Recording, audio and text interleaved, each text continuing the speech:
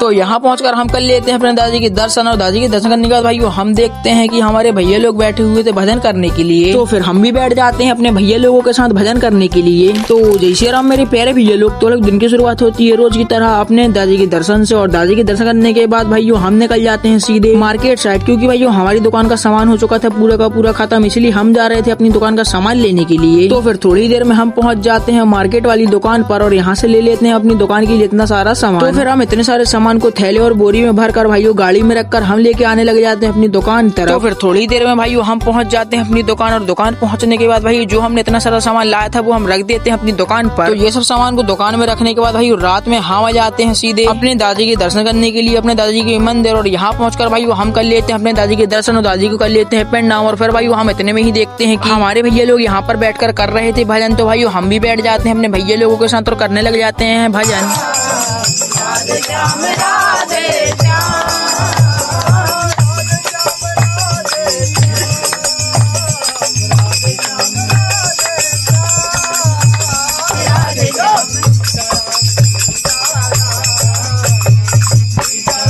तो मित्रों काफी देर तक भजन वगैरह करने के बाद हम आ जाते हैं लौटकर अपने घर। तो इसी के साथ अब मैं करता हूँ इस ब्लॉग को यहीं पर एंड। तो मित्रों अगर आप लोगों को मेरे ब्लॉग जैसे पसंद आते हैं तो लाइक करना, चैनल पे न हो तो फॉलो सब्सक्राइब भी करना। मैं मिलता हूँ जल्दी कल आपसे नेक्स्ट ब्लॉग में, तब तक के लिए बाय।